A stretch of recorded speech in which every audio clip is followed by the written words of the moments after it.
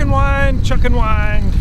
If this is pretty much how you fish all the time, and you identify as a power fisherman and you suck at finesse, this next skill that I'm going to teach you is probably the one you're lacking.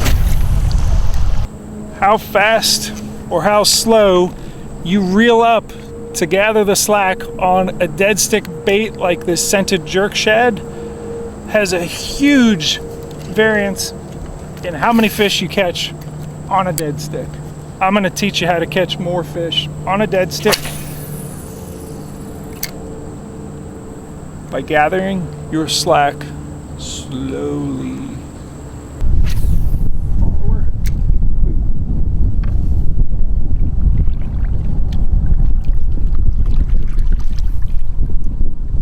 Coming up on it slowly.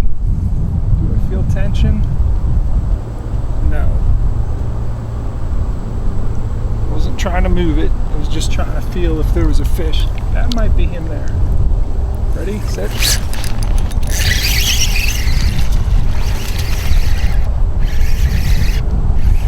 So that coming up onto him slowly is so critical, because if you twitch it, move it, the dead stick is what works.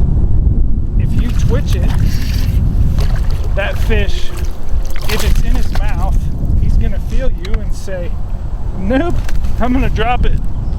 You don't want him doing that.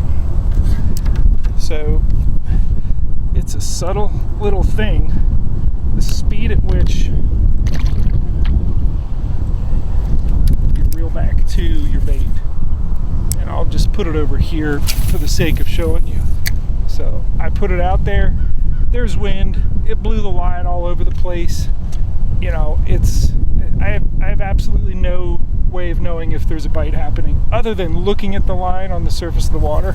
I'm actually drifting towards it. As I come close to having tension, I just want to feel that gentle, like there's still a bow in the line, but if there's a fish that's moving, I have not alerted him by coming up to it fast and going tug, tug right on the corner of his mouth. He hasn't felt me. So you come up onto it slow,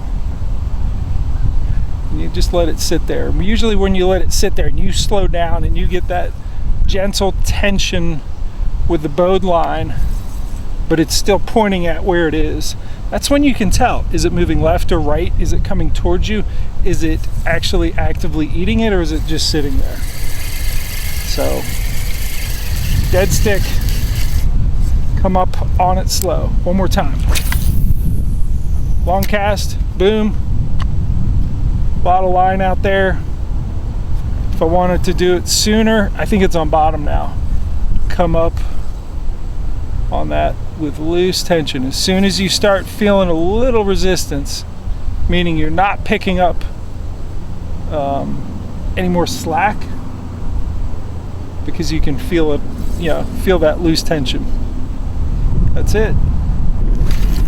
But don't get me wrong, there's nothing wrong with power fishing. Nothing at all. In fact, you really need to be good at both finesse and power fishing. Power fishing lets you strain a lot of water and locate bass, and finesse fishing allows you to really pick apart a place that has a lot of bass. So make sure that you come up on the bait slowly when you're finesse fishing, not so much when you're power fishing.